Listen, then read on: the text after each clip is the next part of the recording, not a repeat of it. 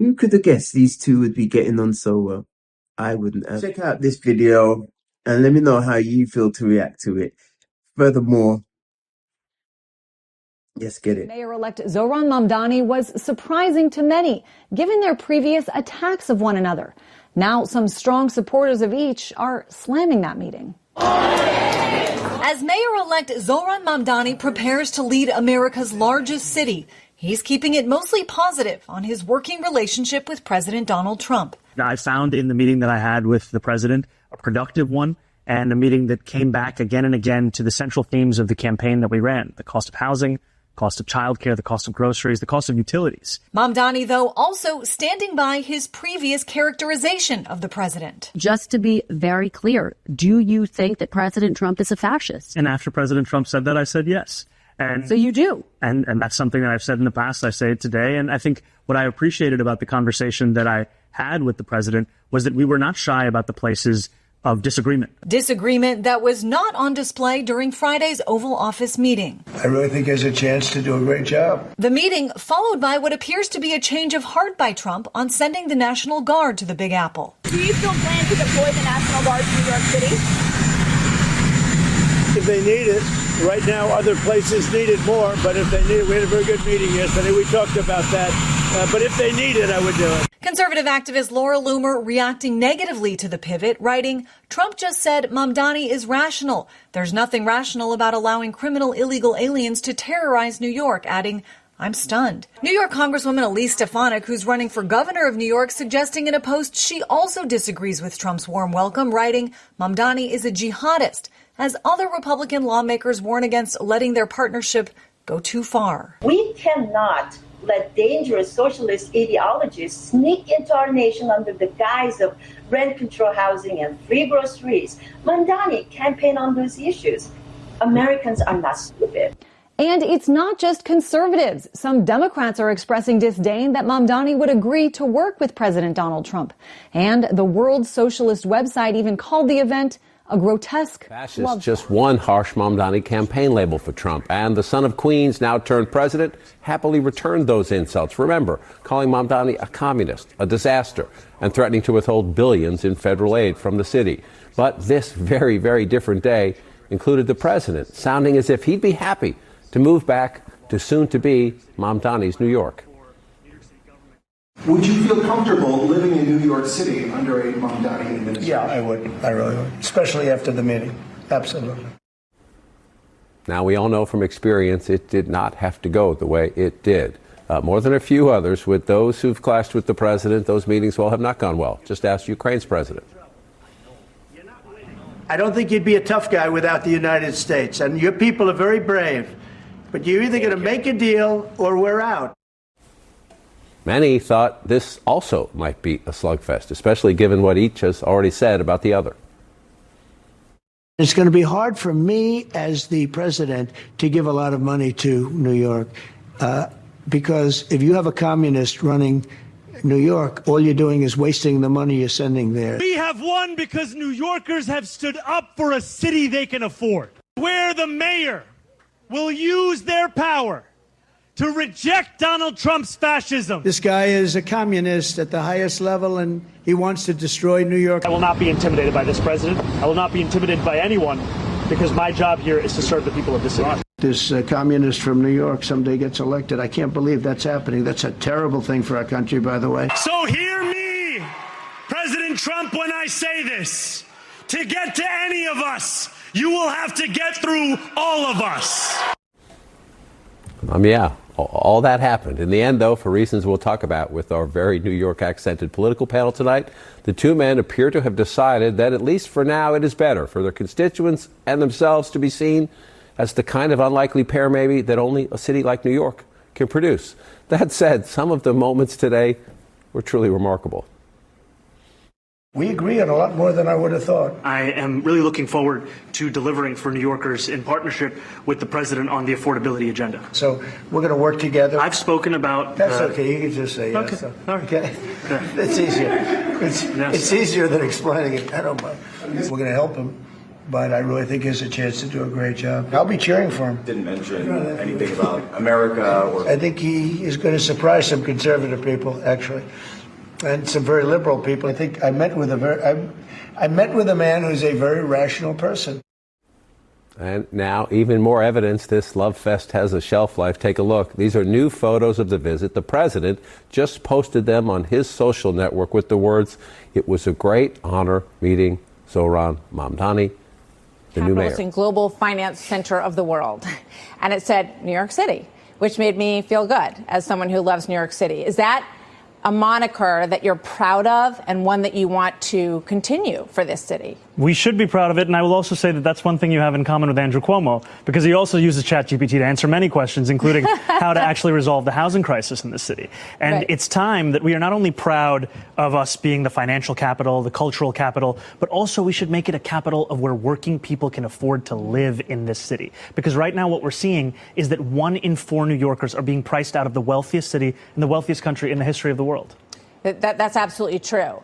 One of the things that's also true is that J.P. Morgan and Goldman Sachs have moved major operations to Texas. They've not abandoned New York, but they're hedging their bets on New York because of the increased taxes that they see coming if you become mayor. So when they do that, jobs move out of the city as well. So how does that help affordability if people in the city don't have the jobs that they once had here? Well, I'm looking to make this a city that every person chooses, whether they're a business leader or they're someone who works for that business. And the key ways of doing that are actually delivering quality of life, public safety, and affordability for each and every person. Because what we're seeing right now is we have a broken status quo.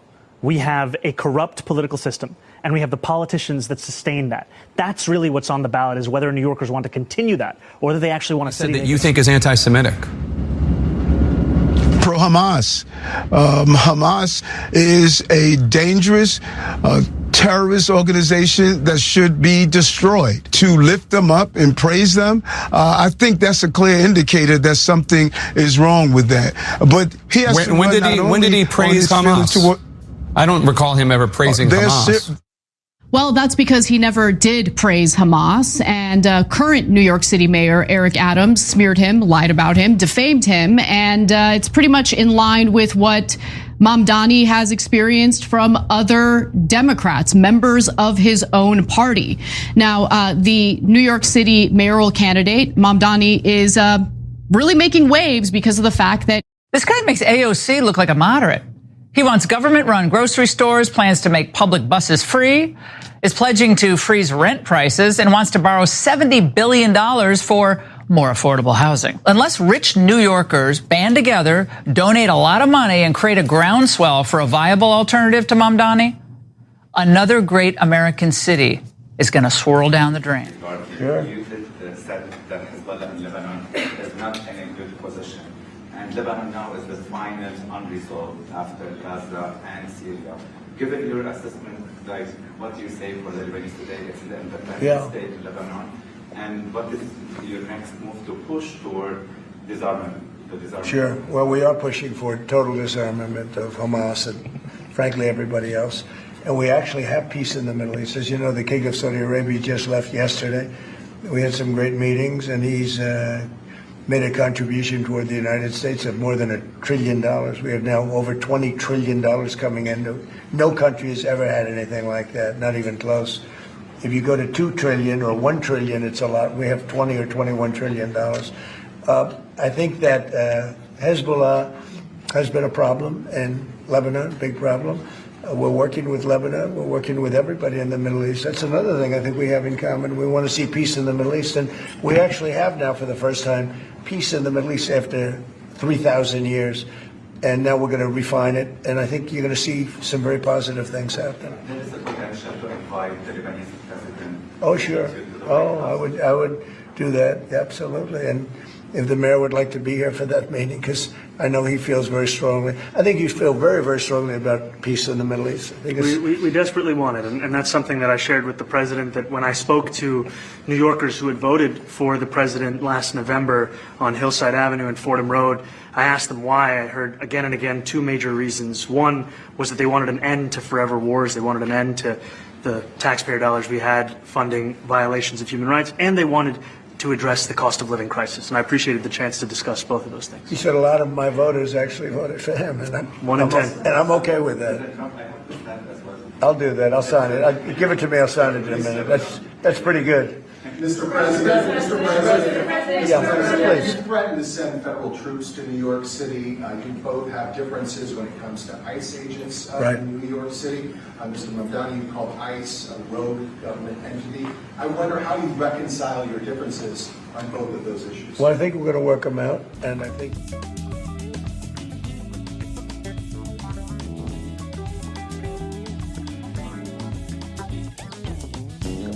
And I think that if we have known murderers and known drug dealers and some very bad people, you know, we want to get them out. And the mayor wants to have peace. We discussed this at great length, actually, maybe more than anything else. He wants to have a safe New York. Ultimately, a safe New York is going to be a great New York. If it's not safe, no matter how well we do with pricing and with anything else, we can talk about anything you want. If you don't have safe streets, it's not going to be a success. So we're going to work together. We're going to make sure that if there are horrible people there, we want to get them out. I think he wants to get them out, maybe more than I do. So we'll work together. We discussed it at great length. Yes, please. Yeah, two questions, if I may. One for you, Mr. President, from BBC in a second. But first of all, for the mayor-elect. You're both from different parts of the political spectrum. You're both populists, though. And I just wondered to what extent the president's campaign style, his techniques, his social media use inspired any part of your campaign. Well, I actually told the president that, you know, so much of the focus of our campaign has been on the cost of living crisis. And when we asked those New Yorkers who had voted for the president, when we saw an increase in his numbers in New York City, that came back to the same issue: cost of living, cost of living, cost of living. And they spoke about the cost of groceries, the cost of rent, the cost of Con Ed, the cost of childcare. And too often politicians are looking to lecture to New Yorkers what they should care about as opposed to listen. And when we spoke to those voters who voted for President Trump, we heard them speak about cost of living. We focus on that same cost of living, and that's where I am really looking forward to delivering for New Yorkers in partnership with the president on the affordability agenda. And I think we have to work a little bit. We talked about Con Edison. We have to work a little bit on getting the prices, because, you know, we've gotten fuel prices way down, but it hasn't shown up in Con Edison. And we're going to have to talk to them. You know, if we're sending them fuel at a much lower price than it was a year ago, which is true, we have to get Con Edison to start lowering their rates. Absolutely. And if I may, last week you told me you were pushing ahead with your plans to sue BBC for up to $5 billion. You were going to speak to Prime Minister Starmer as well. Is there any progress or any updates on those issues? Well, we get along very well with the Prime Minister. We made a deal with UK. I like him. He's a fine person. And, you know, I think they have some big energy problems. You know, they've got windmills all over the place. They're going to have to start using other methods because their energy is out of control. Talking about in the UK, it's out of control. And he's got that problem. He's got a big immigration problem, as you know, and he's got a big energy problem. And we talk about it. He's a good man. Prime Minister's a good man. You had a chance to speak this week. I haven't spoken to him. So, Donald Trump, since I know you're watching, I have 4 words for you. Turn the volume up. Some very useful information if you happen to be based in the UK or outside of the UK as it goes, and you need somebody to handle some of your online financial affairs, send out regular emails, do your invoices, chase them up. Smalldebts.co.uk could be the people for you, and their information will also be in the description. Are you chasing estate agents for repairs or struggling to get your deposit back? The Small Debts Tenant Advocate Service is here to help for as little as £12.50. No jargon, no stress. Our legal team is professional, formal, and built to get results. Start your case today at smalldebts.co.uk. Hope you like that. As usual, you're here with myself on your Here Corner Speak, and come back again for more. sometime in the near future. For now, be good, be safe, be creative. I'm out.